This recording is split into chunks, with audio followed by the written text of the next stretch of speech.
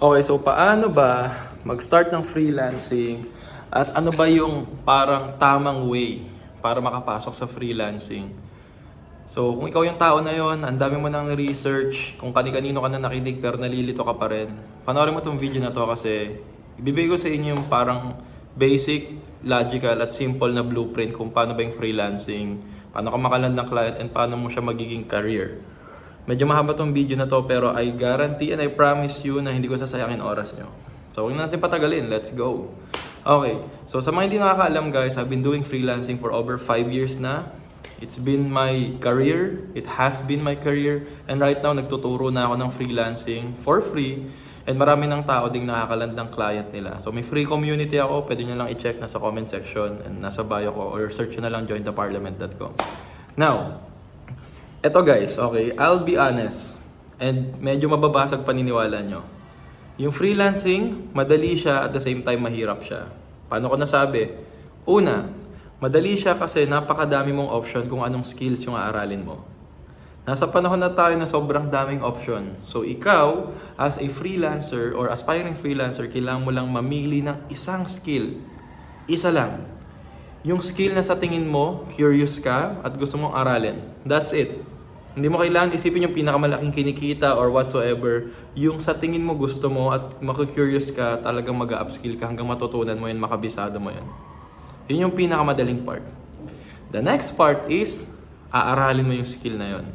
Madali pa rin yun. Bakit? Napakadami ng coaches, guro na nagbebenta ng training. Yung iba may mga free training katulad ko. Mag-stick ka lang, aralin mo yung module from foundations hanggang advanced. Aralin mo lang yun. At kapag inaral mo na yon, yung next step is, meron ka ng acquired na skill, meron ka ng skill na masasabi mong sa'yo.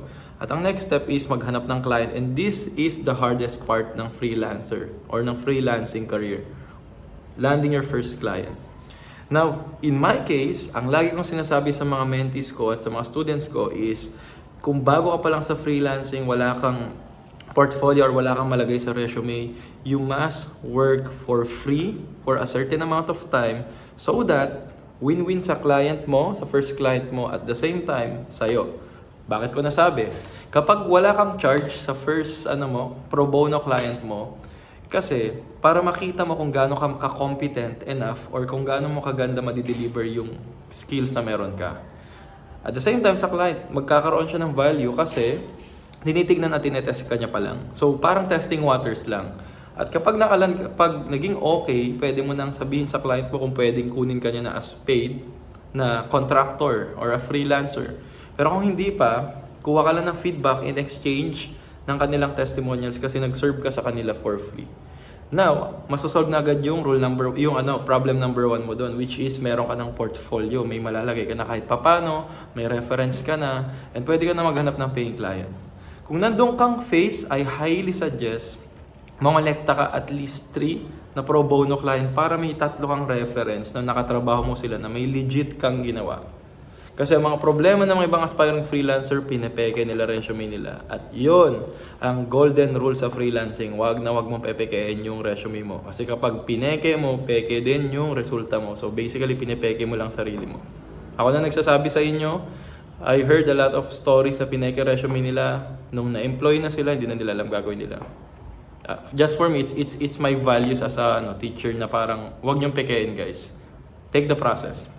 Now, yun yung pinaka-hardest part ng freelancing. And dun ka din matetest. Kasi, nahihirapan ka ma-master yung skill na yun, nahihirapan ka maghanap ng client. Makikita mo at matetempt ka na may mga kung ano-anong 6 digits yung nakikita mo na kumikita ng ganito sa ganitong freelancing skill, kumikita sa ganyan, kung sa ganito. Doon nagkakamali mga ibang freelancer. Alam nyo bakit? Palipat sila ng skill.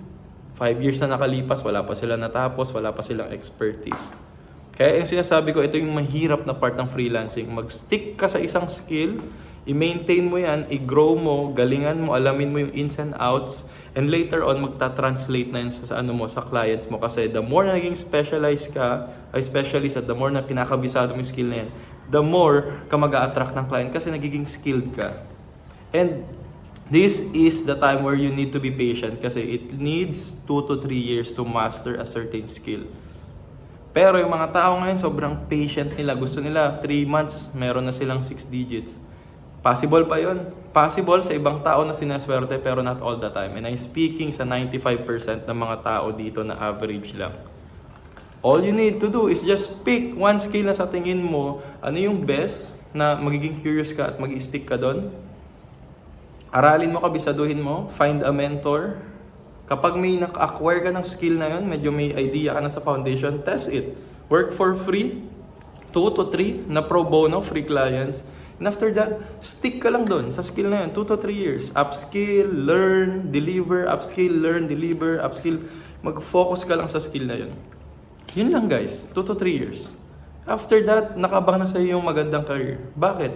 Sa 3 years na yun, nadami ka ng ups and downs, marami ka na na-realize, marami ka na natutunan. Definitely, you already have notice na may noticeable pattern sa isang skill na yun at nakita mo na din kung ano yung mga usual na problem ng mga clients mo. So, alam mo na i-service.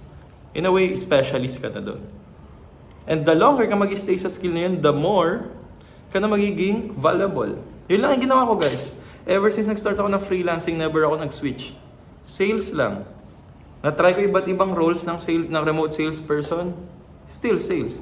And right now, I'm already a consultant sa sales. So I teach freelancers how to do remote sales. And I already work with different businesses na sales service na ako yung consultant nila at the same time partner na ng companies nila. Just by me sticking to one skill, mastering it, patient, at hindi ako na-tempt sa mga shiny things, sa 6 digits na yan, sa ganito, kay mentor, ganyan, kung ano yung uso. Kasi guys, iba yung nauuso, iba yung nag-i-stick. Yung career guys, forever yan. Pero yung nauuso, trendy lang yan. Tomorrow, next week, next year, wala na yan. So sana guys, natuto kayo dito sa very, very short video kung paano ba maging freelancer.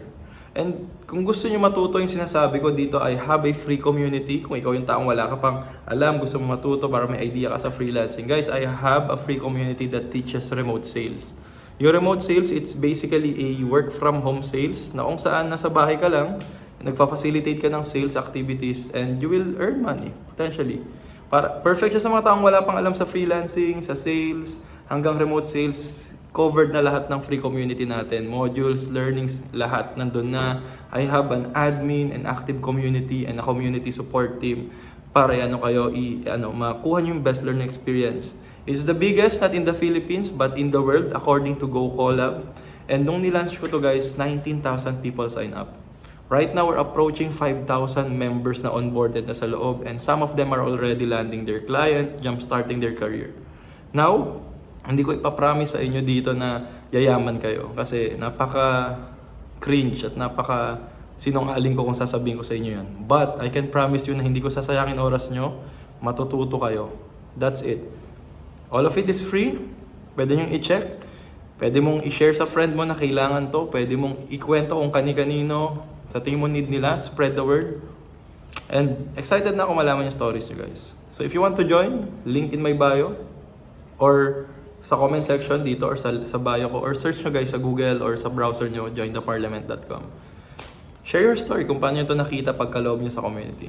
Excited na ako ma-jumpstart yung career nyo and potentially guys, meron kayong matutunang skill that will last and hopefully grow. So, maraming salamat sa pagpanood. Peace.